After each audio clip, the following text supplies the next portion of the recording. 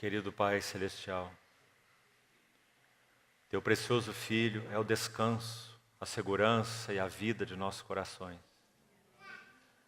Como Te louvamos por podermos verbalizar em ações de graças o quanto o Senhor é importante para nós. Tu és a preciosidade, Tu és a nossa vida. Nossos olhos se voltam para Ti nessa noite, suplicando-Te que por Tua graça e fidelidade, o Senhor uma vez mais nos envie Teu bendito Espírito Santo como mestre da Tua palavra, que abra a Tua palavra aos nossos olhos, que fale-nos ao coração e não apenas à mente. Conquista-nos, atrai-nos e correremos após Ti. Depositamos nossas vidas nas Tuas mãos. Entregamos esse tempo nas Tuas mãos. Cobre-nos com Teu nome vitorioso. Guarda-nos debaixo de Tuas asas. Queremos ouvir a Tua voz, ó Pão da vida. Bendito é Teu nome. Esperamos em Ti. Habilita-nos para receber, ouvir, falar, guardar a Tua palavra. Em nome do Senhor Jesus oramos. Amém. Queridos irmãos, antes de entrarmos no texto central para essa noite, vamos abrir o Salmo 63 e vamos ler 2 versículos. Salmo 63.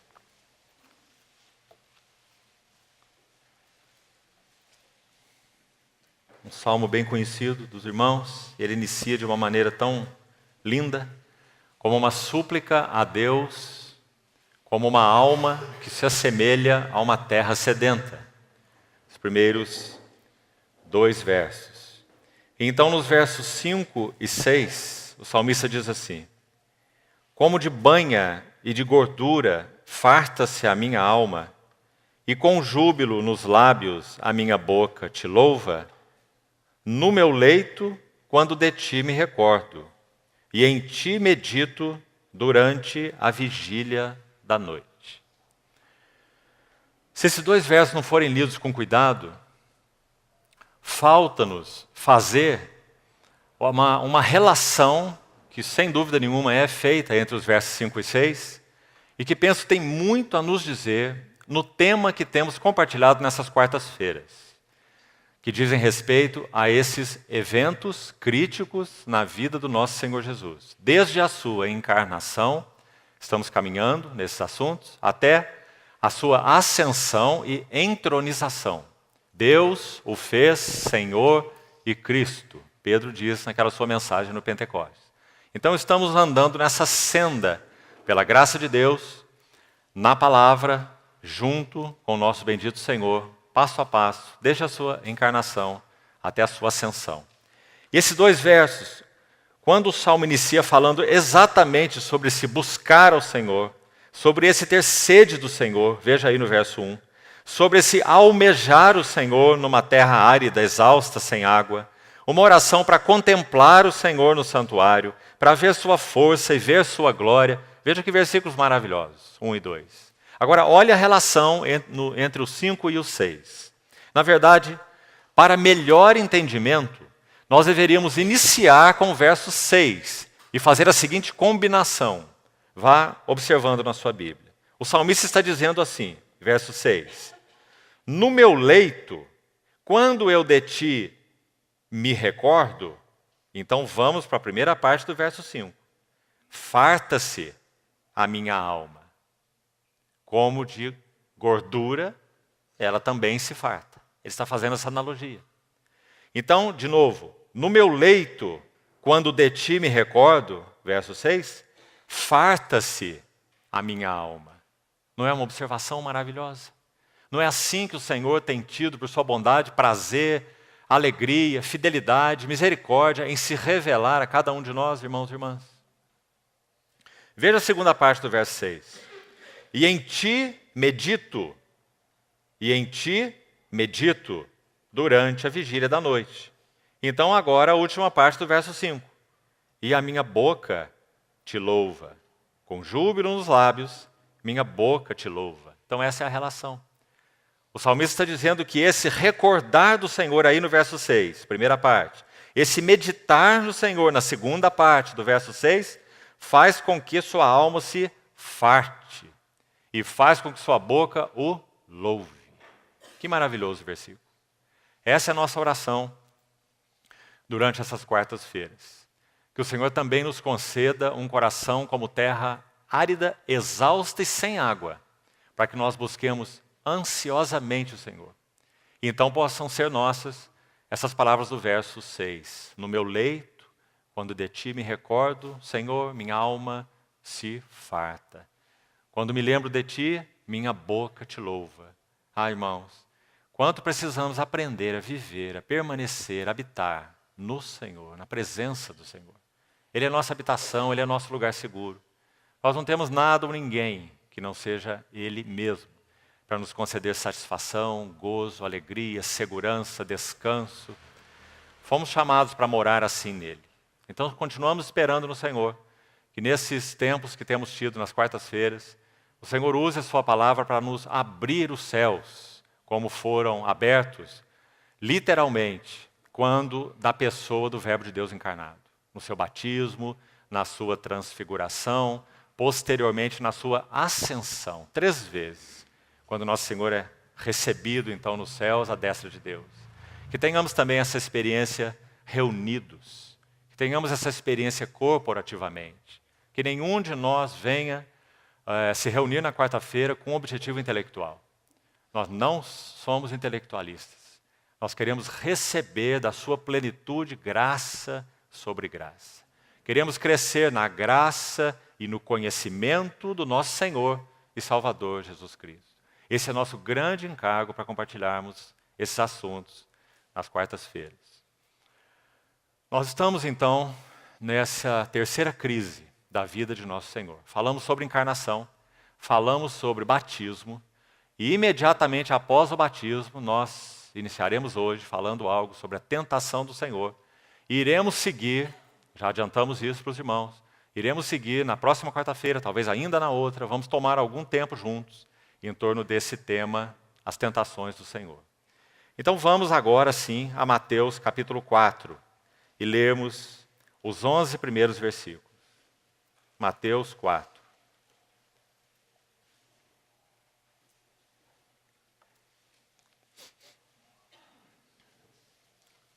A seguir do quê? A seguir do céu se abrirem, da voz do céu ser ouvida, tu és o meu filho amado, em ti me comprazo, e do Espírito Santo descer em forma corpórea, como uma pomba, e pousar, segundo o relato de João, sobre o nosso Senhor Jesus. E já lemos que Pedro vai dizer em Atos 10, 38, registro de Pedro pregando na casa de Cornélio, que Deus ungiu Jesus de Nazaré.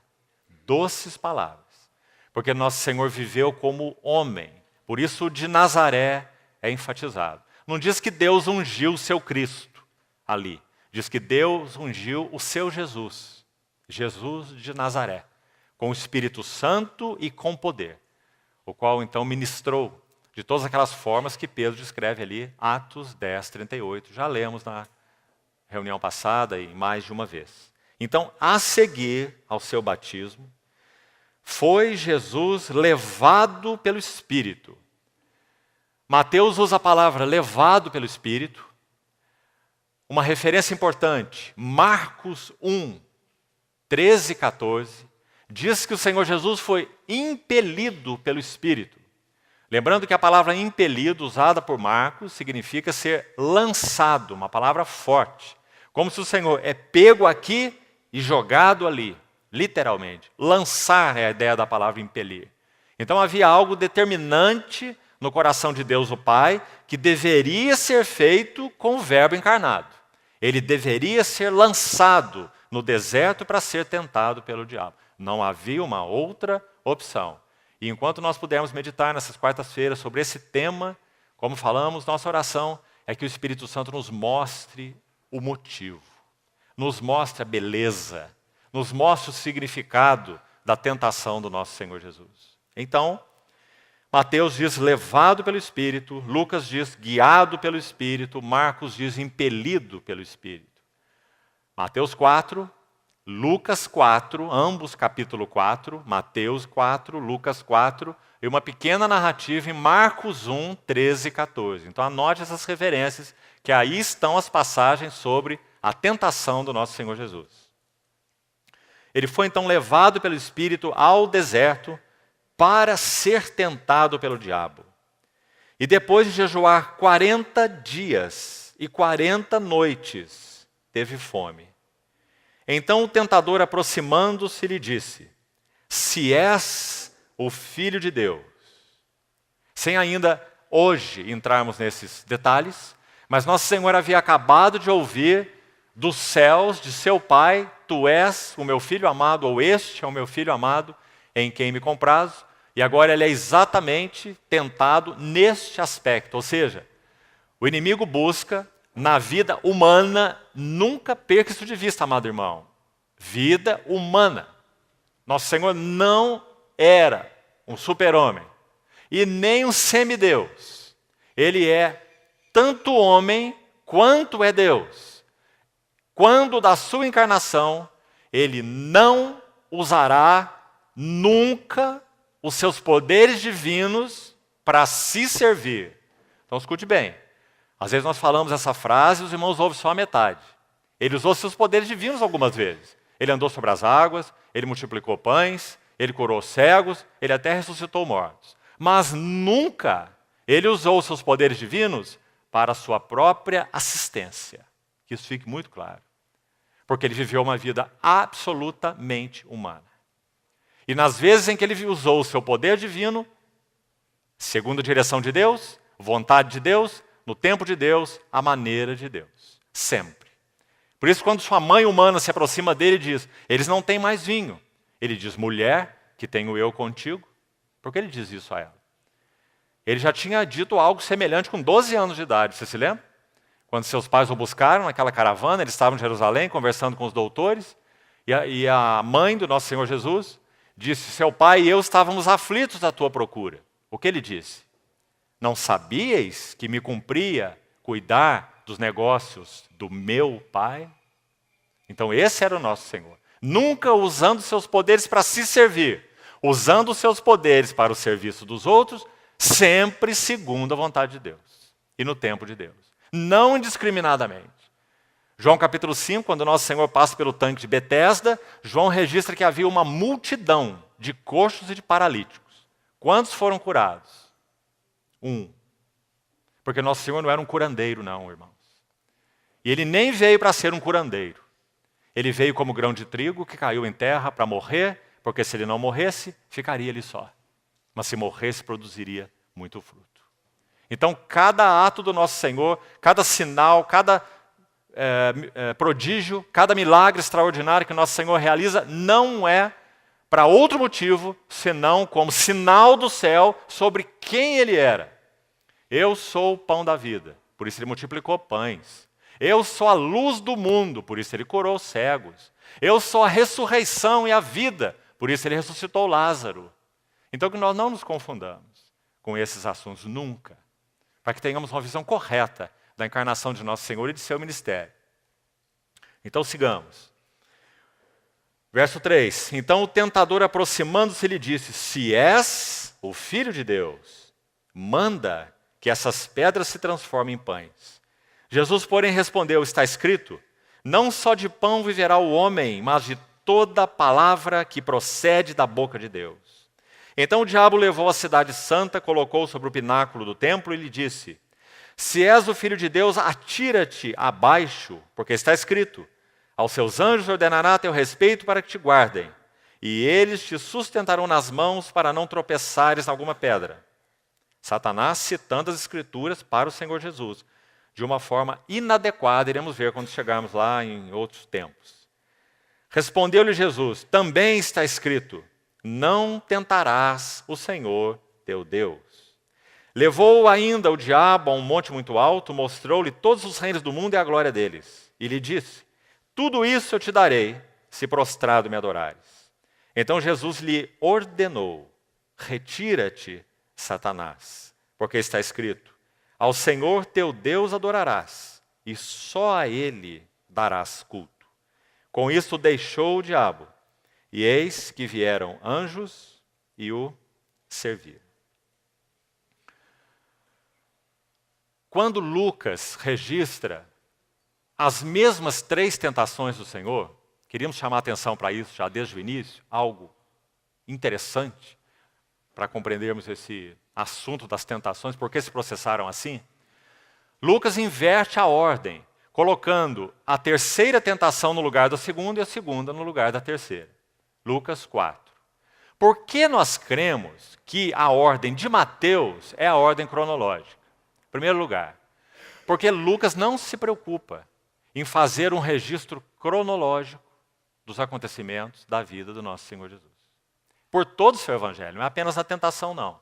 Todo o evangelho de Lucas tem uma certa despreocupação cronológica. Então, isso é uma primeira coisa importante. Mas não é a mais importante. A mais importante são essas outras duas. Primeiro, há um progresso na esfera e no significado de cada uma das tentações sofridas pelo Senhor. Então, apenas abrindo uma visão panorâmica, já que nessas quartas-feiras iremos seguir passo a passo, com calma, cada uma dessas tentações. Primeiro, o inimigo investe no seu corpo. Manda que essas pedras se transformem em pães. Muito claro. Nosso Senhor jejuou 40 dias e 40 noites e teve fome física. Fome de um homem. Então Satanás investiu sobre seu corpo de homem. Manda que essas pedras se transformem em pão. E hoje nosso foco será estudar essa tentação com mais detalhes. Segundo, na ordem de Mateus, Satanás não tendo obtido progresso, obtido sucesso, na primeira tentação, nessa primeira esfera, ele vai para uma esfera mais profunda. Agora ele entra na esfera da alma. Ele quer incitar o Senhor Jesus a dar uma demonstração espetacular. Então ele diz, levou o diabo, Mateus registra, a um pináculo do templo e diz, atira-te lá embaixo. Porque segundo a Escritura, que você crê, tem que haver anjos lá esperando você, para você não se esborrachar no chão. Porque aos seus anjos dará ordem a teu respeito para que te guardem. Então agora ele entrou na alma do nosso Senhor. E como que instigou um desejo do nosso Senhor de dar uma demonstração espetaculosa e sobrenatural. E como nós falamos, não foi para isso que nosso Senhor veio. E ele não agiria assim, porque ele é homem e não super-homem. Investida na alma, segunda tentação. Acho que está muito claro. Depois vamos estudá-la com calma. Terceira investida, mais fundo ainda.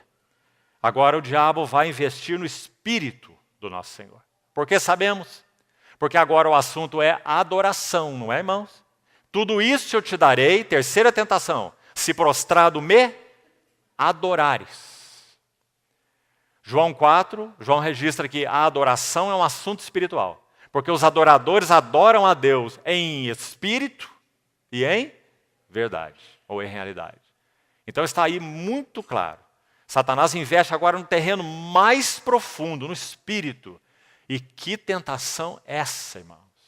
Durante o tempo de conferência, quando partilhamos alguma coisa sobre elas, nós fomos bem panorâmicos, porque tínhamos 1h15 para todo esse assunto.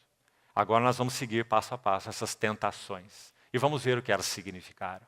E vamos ver o sentido delas. E vamos ver que tipo de socorro elas trazem a nós, que pertencemos àquele que foi tentado em todas as coisas. A nossa semelhança, mas sem pecado, e por isso é poderoso para socorrer os que são tentados. Que maravilha. Então, corpo, alma e espírito. Você vê que Mateus progride? Seria estranho se as tentações fossem no corpo, e depois no espírito, e depois na alma, como registra Lucas. Mas óbvio, não é que Lucas fez um registro equivocado, irmãos, é a palavra de Deus. Lucas apenas não se preocupa com ordem cronológica, como já citamos. Mas há um terceiro motivo importante, e acho que isso também fala tanto ao nosso coração.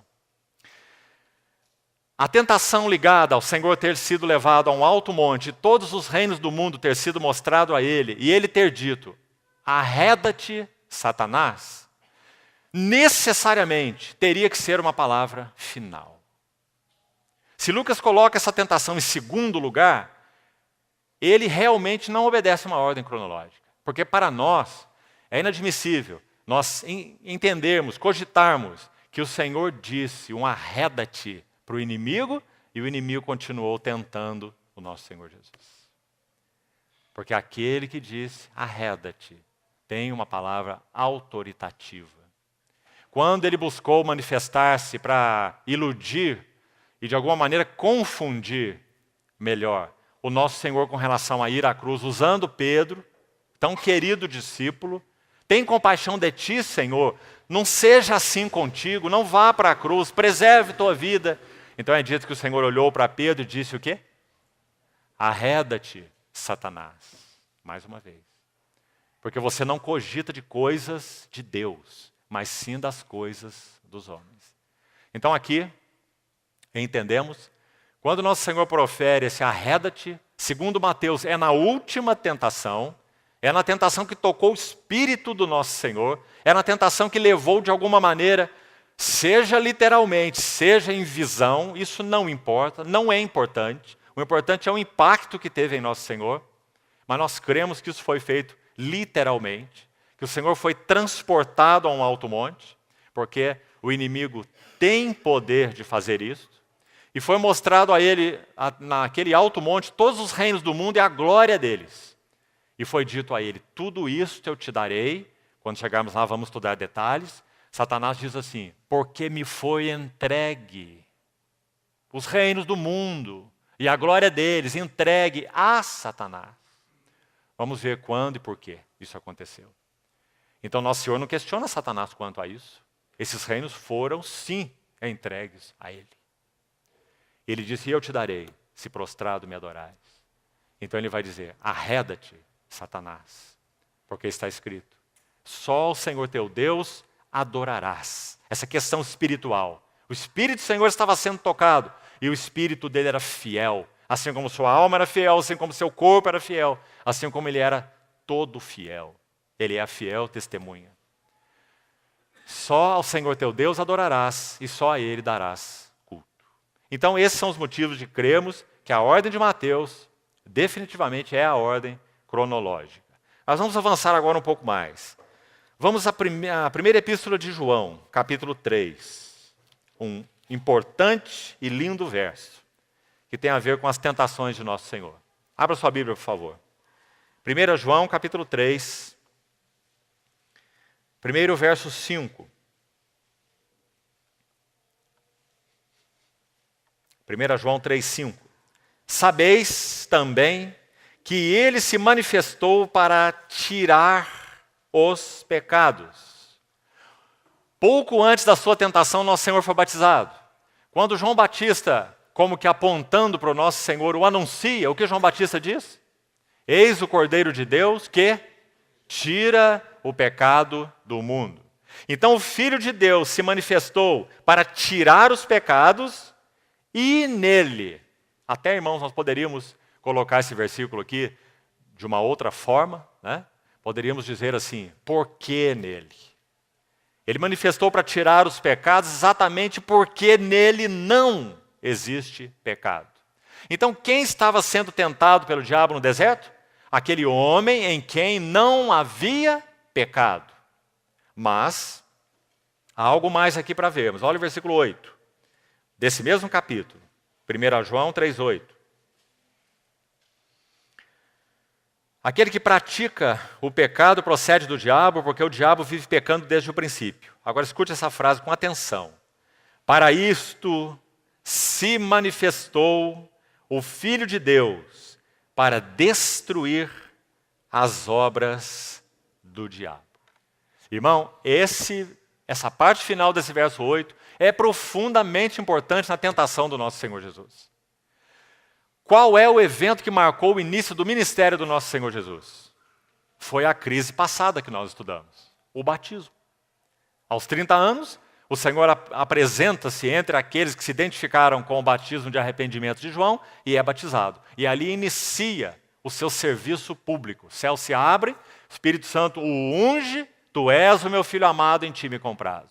Batismo do Senhor marca o início do seu ministério público. Agora, na tentação do nosso Senhor, esse homem, com todas as letras, homem, natureza humana completa, ele vai ao deserto como homem, é tentado como homem, vulnerável como homem. E, quando do seu batismo, não houve nenhuma manifestação do inimigo. Não houve nenhuma manifestação de tentações. E, imediatamente após o seu batismo, ele vai para as tentações. Então, o que está começando a acontecer ali? Aí ficamos com essa parte final desse versículo 8, tão significativa. Para isto se manifestou o Filho de Deus, para destruir as obras do diabo. Então vamos dizer assim, nosso Senhor começou a destruir as obras do diabo no deserto, sendo tentado por ele. E ele terminou de destruir as obras do diabo onde, irmãos? Na cruz. Tudo está consumado. E inclinando a cabeça, rendeu o espírito. Ou seja, nosso Senhor passou 3 anos e meio, podemos dizer assim, destruindo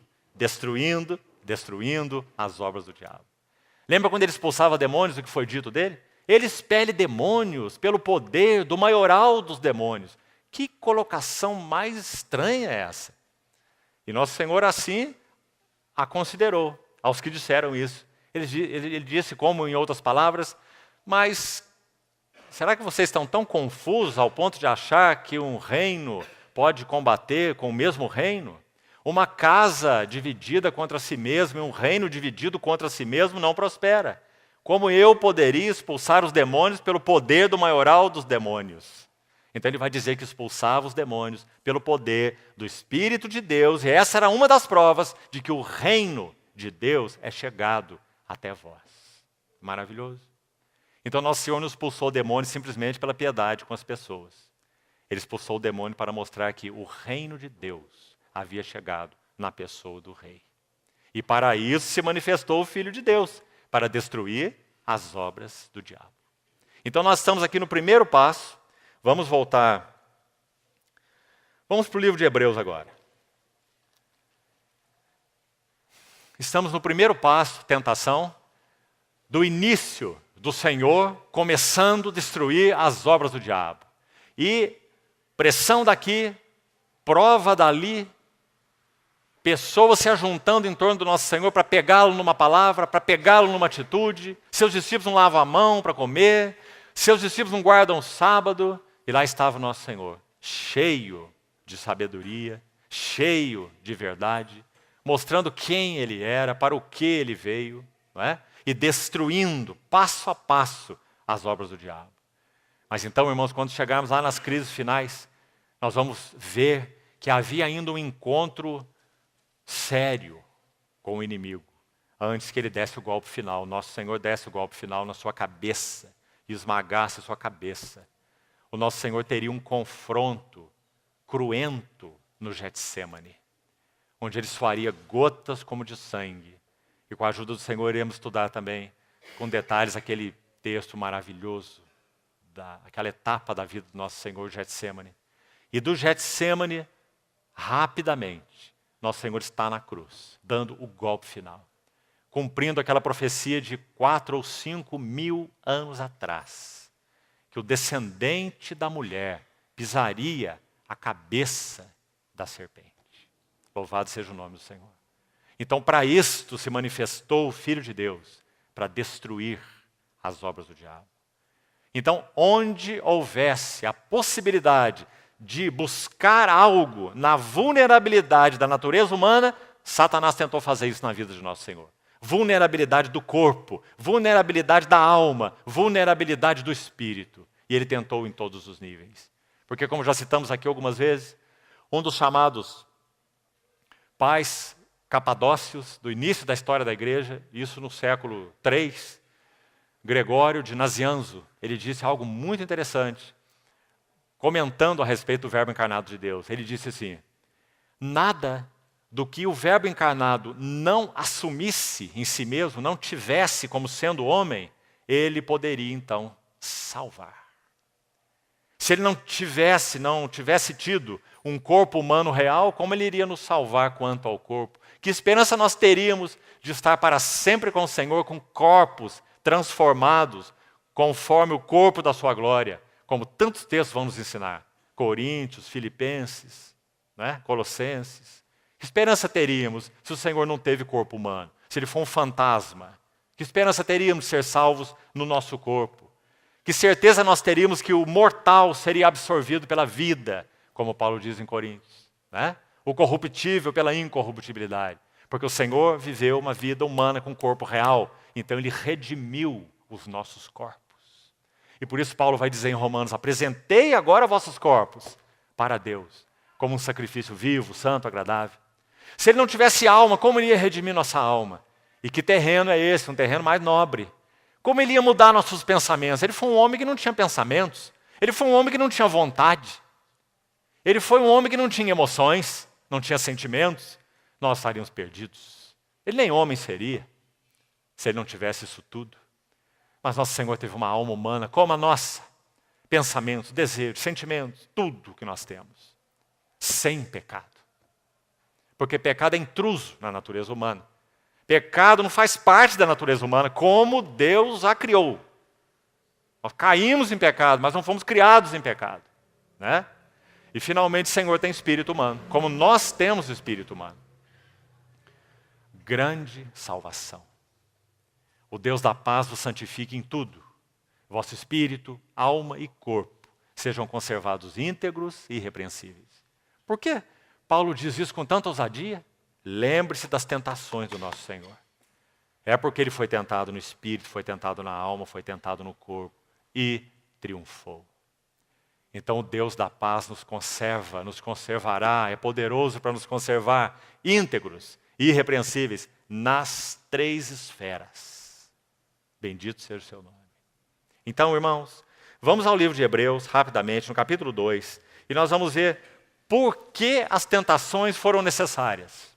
Algo disso já estamos falando aqui até agora. Mas vamos ver alguns textos em Hebreus.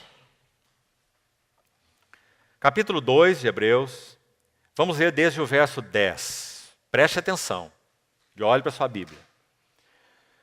Porque convinha que aquele por cuja causa e por quem todas as coisas existem. Isso aqui, nesse contexto, é Deus o Pai. Ele, Deus o Pai, é aquele por cuja causa e por quem tudo existe. Qual é o desejo de Deus o Pai?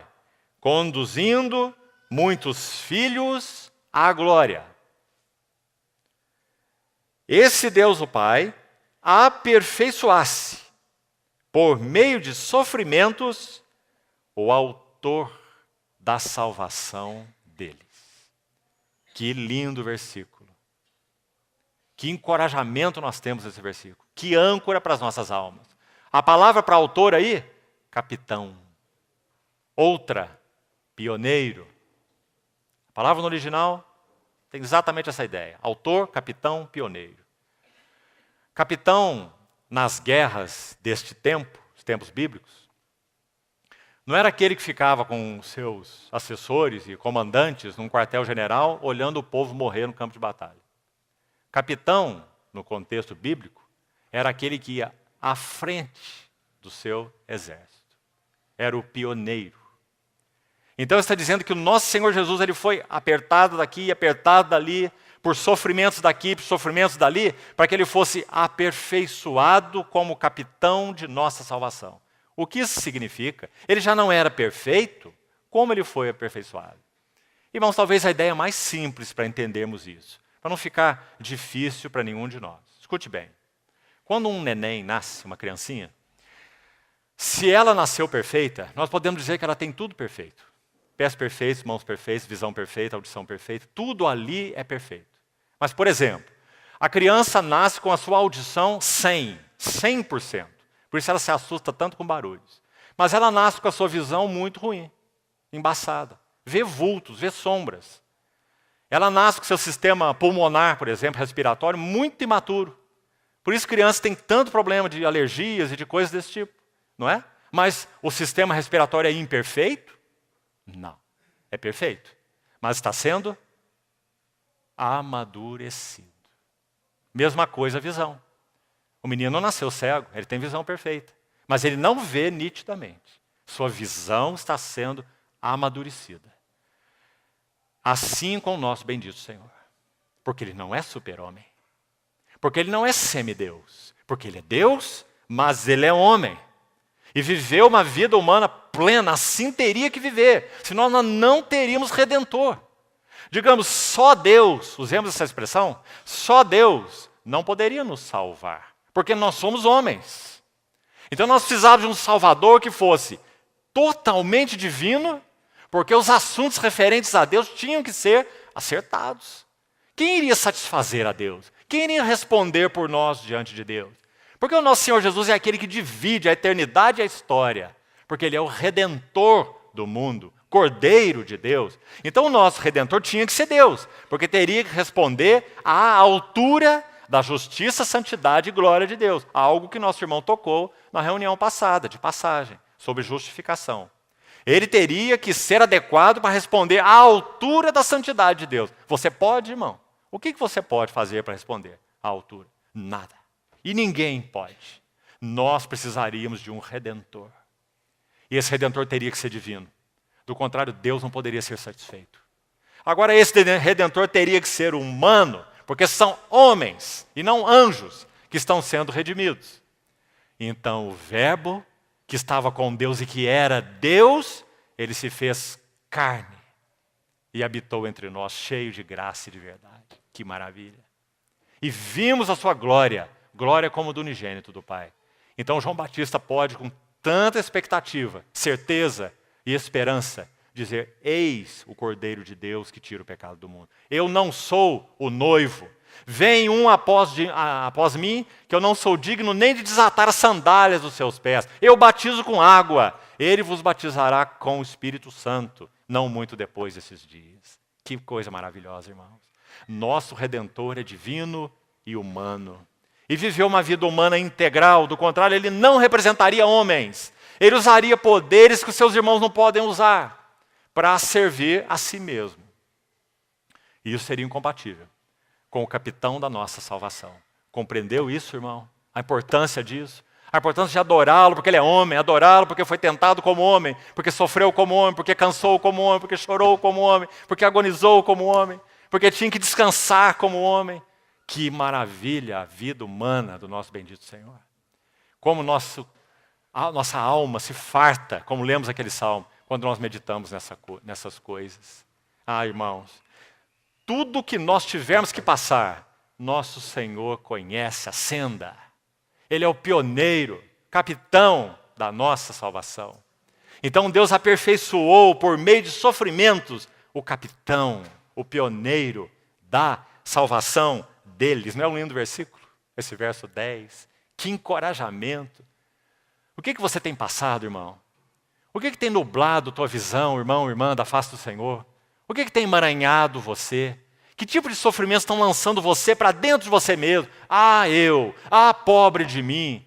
Eu sou isso, eu sou aquilo, eu não mudo, etc, etc. Que pobreza. Que o Senhor levante os nossos olhos para contemplarmos o nosso Redentor. Porque contemplando a glória do Senhor, nós somos transformados de glória em glória, na sua própria imagem.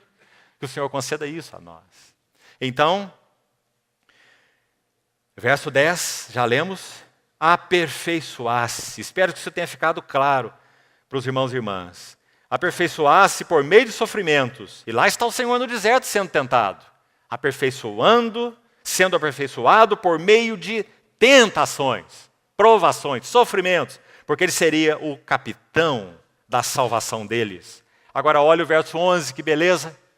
Pois tanto o que santifica, esse é o nosso Senhor Jesus. Esse capitão da nossa salvação, esse que foi aperfeiçoado, é esse que nos santifica. Sabe por que sabemos? Continue lendo o versículo. Como também os que são santificados. Quem são esses? Nós, os que pertencem a Ele. Todos vêm de um só.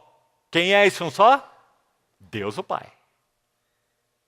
Por isso é que Ele não se envergonha de lhes chamar os meus irmãos.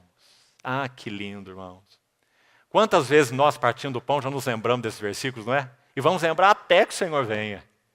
Esse verso foi extraído do Salmo 22, que é o Salmo da cruz. Quando o Verbo encarnado estava lá dando o último golpe na cabeça da serpente. Está consumado. Então, o Salmo 22 é o Salmo da cruz. Deus meu, por que me desamparaste? E sabe o que ele diz lá? Ah, meus irmãos. Quem éramos nós, irmãos? Pecadores, alienados, perdidos, escravos, odiosos, odiando-nos uns aos outros. Lembra a lista de Tiago? Mas agora, o capitão da nossa salvação nos chama de meus irmãos, diante de Deus, o Pai. Que coisa! Não acreditaríamos se o Espírito Santo não testificasse com o nosso espírito que realmente nós somos filhos de Deus pela graça de Cristo. Porque nós cremos nele, pertencemos a ele, não é? Então, ele não se envergonha de lhes chamar irmãos. Dizendo a meus irmãos, declararei teu nome. Isso é o Senhor Jesus falando para nós, os seus irmãos. E cantar-te-ei, Senhor Jesus, falando de nós, né? A meus irmãos, falando ao seu Pai. A meus irmãos declararei o teu nome e cantar-te-ei, o Filho para o Pai. Cantar-te-ei louvores no meio da congregação. Talvez não haja nenhum outro lugar que seja mais verdadeiro do que na mesa do Senhor. Por isso a mesa do Senhor é tão maravilhosa, irmãos. E é um privilégio tão sublime nosso. Comunhão com o capitão da nossa salvação, que é ao mesmo tempo primogênito entre muitos irmãos e que não se envergonha de lhes chamar irmãos. Porque consumou uma tão grande salvação. Então ele diz, verso 14 agora, vamos seguir a partir do verso 13, ele cita mais 2 textos aí do Velho Testamento, no verso 13, então verso 14. Visto, pois, que os filhos, capítulo 1 de Hebreus é o capítulo do filho, com F maiúsculo. Deus falou de muitas maneiras aos pais pelos profetas. Olha aí o primeiro versículo de Hebreus, Hebreus 1:1. Deus falou de muitas maneiras aos pais pelos profetas, mas nesses últimos dias nos falou no Filho. Então ele vai falar da glória do Filho. Ele é o herdeiro de todas as coisas, pelo qual Deus fez o universo. Ele é o resplendor da glória, a expressão exata do seu ser, e etc. Né? Então é o Filho, a glória do Filho, está no capítulo 1. Mas no capítulo 2 é o capítulo dos filhos. Que lindo. Capítulo 1 para o Filho, capítulo 2 para os filhos. Nós nos pertencemos. Ninguém tirará de nós o direito, o privilégio filial. Nós somos seus irmãos. E a meus irmãos, eu declararei o teu nome. Ponto final. Ninguém pode mais obstaculizar esse caminho, porque ele já deu o seu golpe na cabeça da serpente. Bendito seja o Senhor. Por isso ele foi tentado, irmãos. Verso 14. Visto, pois, que os filhos, nós, têm participação comum de carne e sangue. Carne e sangue é uma maneira bíblica de se referir à natureza humana completa. O que é um homem? Como a Bíblia descreve um homem? Um homem é carne e sangue. Compreendeu? Natureza humana. Então nós, os filhos, todos nós, temos participação comum da natureza humana. Somos homens e mulheres. Destes também ele igualmente participou. Séria frase. Porque está dizendo que ele não foi lá aquela coisa de meio homem, meio Deus, aquela coisa de mistura de homem com Deus. Nunca pense em Jesus assim. Se essa divindade eterna do Filho se mistura com a humanidade, sabe o que nós temos? Nem Deus, nem homem. Nós temos terceira categoria. Misto de Deus com homem. Nunca faça isso, irmão, porque nosso Senhor nunca foi isso. Nele duas naturezas correm paralelamente, sem se misturar ou se confundir. Mas ao mesmo tempo, elas são inseparáveis. Que maravilha! Tudo o que ele faz sendo Deus e sendo homem. Ele morre sendo Deus e sendo homem. Ele ressuscita sendo Deus e sendo homem. Ele é tentado sendo Deus e sendo homem. Nunca você pode dizer, ele morreu como homem, porque homem é que morre, Deus não morre. Ele ressuscita como Deus, porque o homem não ressuscita, é Deus que ressuscita. Não faça essas coisas. E impossível você dicotomizar a personalidade de Jesus. Ele é uma pessoa, não dois em um. Compreendeu? São duas naturezas, mas uma pessoa. Por isso, nosso Senhor Jesus não nasceu não foi gerado por um nascimento humano natural. Se um homem participasse dessa geração, então nós teríamos uma natureza humana normal. Mas não foi assim que nosso Senhor foi gerado. O Deus Filho, o Verbo eterno, ele assume natureza humana no ventre de Maria. E esse Logos divino, ele dá personalidade para essa natureza humana. Porque se o Verbo eterno assumisse uma pessoa humana, isso não seria encarnação, isso seria possessão. O Cristo eterno tomando posse de um homem, Jesus de Nazaré. Não foi assim. Encarnação. Por isso nós falamos que a profecia de Isaías 7,14 é a mais importante de toda a Bíblia. Eis que a Virgem conceberá e dará à luz um filho. E ele será chamado Deus está conosco.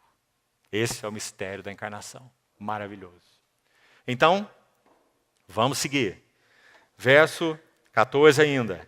Destes ele também igualmente participou, para que por sua morte destruísse aquele que tem o poder da morte, a saber, o diabo. Então está aí na crise da cruz, que vamos chegar lá na frente. Ele deu esse golpe na cabeça do inimigo, como está escrito aí, e destruiu-o.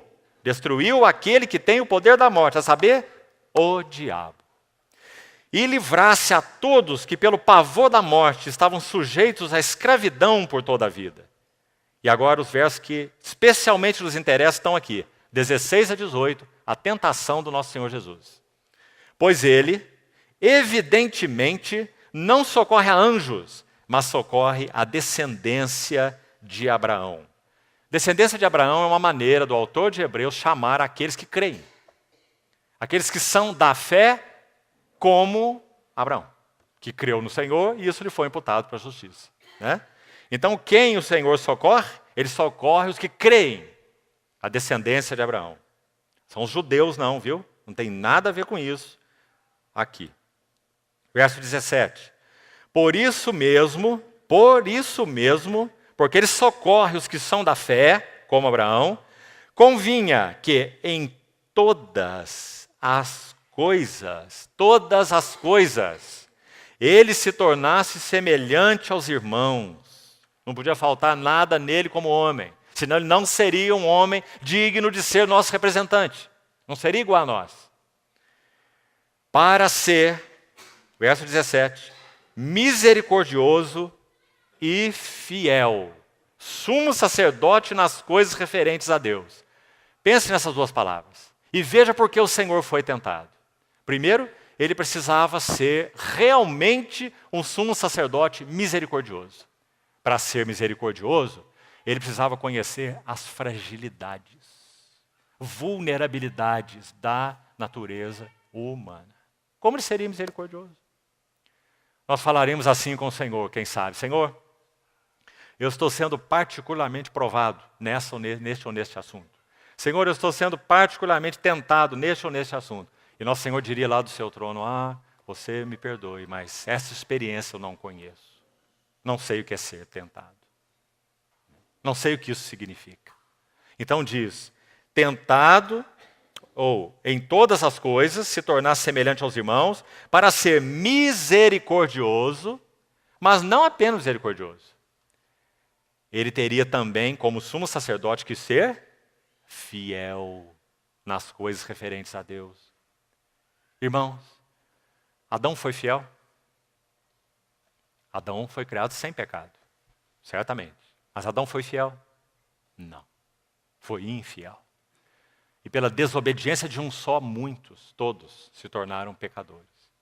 Deus agora, pela primeira vez, e nele, em Cristo, muitas outras vezes, nós estamos em Cristo.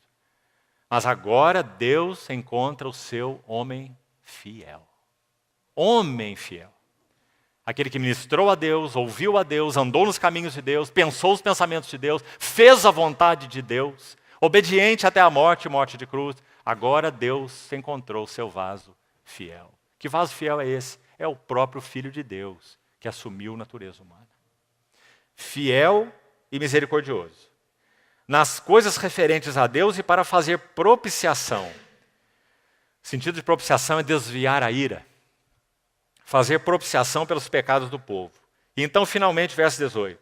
Pois naquilo que ele mesmo sofreu, tendo sido tentado, é poderoso para socorrer os que são tentados. E essa palavra socorrer tem um lindo sentido de estender a mão para alguém que está lá numa areia movediça. Ele estende a mão. Para quem? Para aqueles que são da fé, como o de Abraão, aqueles que pertencem a ele, né? Então, poderoso para estender a mão, socorrer os que são tentados, porque sofreu tendo sido tentado. Então já falamos, primeira necessidade da tentação, nós precisaríamos de um capitão, de um pioneiro da nossa salvação. Alguém que abrisse, digamos assim, a picada na floresta, compreendeu? Nós estávamos perdidos, não sabíamos para onde íamos. Então um capitão tomou o seu facão e abriu a clareira na floresta. Sabe onde ele está agora? Assentado à destra do trono da majestade nas alturas. O que ele está fazendo em nós? Trabalhando em nosso seu próprio ser, vida e caráter. Para nós participarmos com ele de toda essa glória que ele tem em si mesmo. Toda esta glória. Paulo escreve aos Tessalonicenses assim, que nós somos chamados para alcançar a glória do nosso Senhor Jesus Cristo. Isso é uma coisa pequena, irmão? Não há nada maior. E nós somos chamados para isso. Por isso nosso trabalho é menor, nossa família é menor, nossa profissão é menor. Essas coisas são importantes, mas todas elas são subordinadas a esse maravilhoso objetivo. E todas elas só têm sentido se elas são coordenadas com este objetivo. Senão nenhuma delas tem valor. Nunca nos satisfarão. Então, primeiro motivo dele ser tentado, um pioneiro, um capitão, um autor, na palavra do verso 10 de Hebreus 2, um autor da nossa salvação. Segundo motivo, estender a mão para os que são tentados. 2,18. Confira mais uma vez. Naquilo que ele mesmo sofreu, tendo sido tentado. Então nós estamos aqui em Mateus 4, né? Ele é poderoso para estender a mão para os que são tentados. Segundo motivo, socorrer. Terceiro motivo maravilhoso. Olha o capítulo 4, verso 14, aí de Hebreus. 4:14. Tendo, pois, a Jesus, o Filho de Deus, como grande sumo sacerdote que penetrou os céus, conservemos firmes a nossa confissão. Qual é a nossa confissão?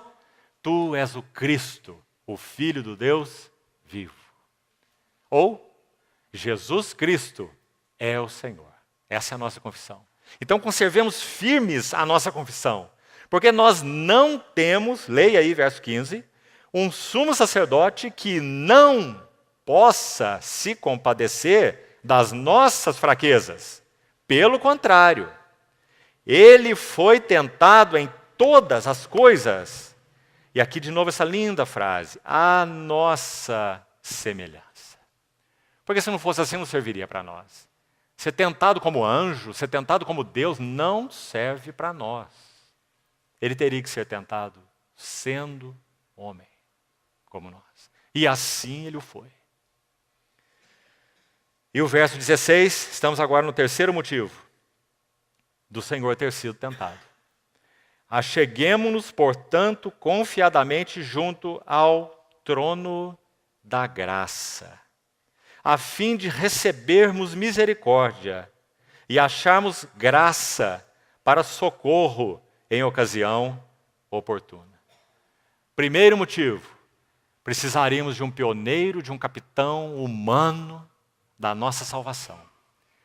Segundo motivo, precisaríamos que ele estendesse a mão para os que são tentados. Então ele teria que conhecer o que significa tentação e sofrer com ela. Naquilo que ele mesmo sofreu tendo sido tentado. 2,18. E o terceiro motivo coroa esses outros dois. O terceiro motivo diz que esse capitão, que esse que foi tentado, ele faz algo. Ele estabelece nos céus um trono de graça. Que maravilha. E qual é o nosso dever, nossa responsabilidade? Essa é nossa mesmo. Ele não vai fazer por nós, não. Por nós ele já se encarnou, por nós ele já viveu, por nós ele já morreu, por nós ele já ressuscitou, por nós ele já derramou o Espírito Santo para morar em nós, por nós ele já colocou um trono da graça disponível. Ou seja, ele fez tudo por nós. Agora ele diz assim, ande, achegue-se, aproxime-se. Acheguemo-nos, verso 16, vamos ver de novo aí. Acheguemo-nos, 4,16. Portanto, junto ao trono da graça, a fim de recebermos duas coisas que nós precisamos muito, irmãos. Porque nós somos tão fracos, nós precisamos de misericórdia. Porque nós somos pó. Nós somos tão vulneráveis. Então, graças a Deus que Ele não nos trata segundo as nossas iniquidades, mas Ele nos trata segundo a multidão das suas misericórdias. Então, nós temos um trono da graça, onde recebemos primeiro misericórdia, porque nós somos pó. Mas há uma outra palavrinha linda. Digamos que a misericórdia, ela enfoca mais a questão negativa. Recebemos misericórdia porque somos pó. Mas então tem a outra palavra que é totalmente positiva. Ele não apenas se compadece dos que são pó, dos que são fracos. Não só tem misericórdia, ele tem graça. E graça sempre significa uma provisão. Provisão. Você não pode, não importa. Quando que o Senhor diz que você pode? Ele é que pode. Essa vida que agora eu vivo na carne, ou neste corpo ainda, vivo pela fé do Filho de Deus, que me amou e se entregou por mim. Estou crucificado com Cristo, logo, já não sou eu quem vivo, mas Cristo vive em mim. E isso é graça. Então nós vamos achar graça. Graça para o que eu não sou, graça para o que eu não posso, graça para o que eu não tenho. Bendito seja o Senhor. Então, irmãos, para isso o Senhor foi tentado, em todas as coisas. Acho que seria bom nós pararmos por aqui. Quarta-feira nós seguimos a partir daqui. E vamos entrar na primeira tentação. Nosso Senhor dizendo qual era a relação dele com a palavra de Deus. Que maravilha. Não só de pão viverá o homem, mas de toda palavra que procede da boca de Deus. Então vamos seguir diante do Senhor, que Ele nos ajude e realmente ensine a nós no coração, para nós aprendermos, irmãos, a maravilha, o significado das tentações do nosso Senhor e fazermos o que acabamos de ler em Hebreus 4,16. Não sendo aqueles que podem dizer, compreendi, como sou grato a Deus, bendito Senhor, te adoramos por isso, mas mais, nós vamos achegar. Achegar é uma das palavras mais importantes dessa epístola, ela aparece muitas vezes. Achegando-nos a Ele, para recebermos misericórdia e graça para socorro em ocasião oportuna. Concluindo então, irmãos e irmãs, deixemos de estufar o nosso peito e tentar lidar com aquelas fragilidades e tantas, e até pecados, que nós reconhecemos que com eles então temos degladiado. Fragilidades, pecados, pensamentos, seja o que for. Pare de estufar seu peito. Você e eu, diante do inimigo de Deus, somos um nada. Nós não podemos com ele. Vamos manter nosso tórax curvado, como uma espiga de trigo com os grãos cheios, como aquele publicano que orava no templo, não como o fariseu que batia no peito, não sou isso, não sou aquilo, não faço isso, não faço aquilo, mas como aquele publicano que se curvava e dizia, tem misericórdia de mim, porque eu sou um pecador. Então, o que vamos encontrar? Nós vamos encontrar aquele que é o que não somos, que tem o que não temos e que pode o que nós não podemos. Por isso ele foi tentado em todas as coisas. A nossa semelhança, mas sem pecado. Acheguemo-nos. Todas as vezes, queridos irmãos e irmãs, porque o Espírito Santo habita em nós, todas as vezes que nós estivermos sendo de alguma maneira provados, de alguma maneira tentados, Ele mora em nós. Ele é capaz de nos dar o discernimento, Ele é capaz de nos dar a percepção, Ele é capaz de nos dar, sobretudo, a provisão. Não é normal que nós cristãos vivamos com uma queda após outra queda e após outra queda. Nada normal. Graças a Deus que em Cristo sempre nos conduz em triunfo. E por meio de nós, mesmo vasos de barro, manifesta em todo lugar a fragrância do seu conhecimento. Não é maravilhoso? E tudo isso porque Ele foi tentado em todas as coisas, a nossa semelhança, mas sem pecado. O Senhor continua então falando aos nossos corações. Vamos orar.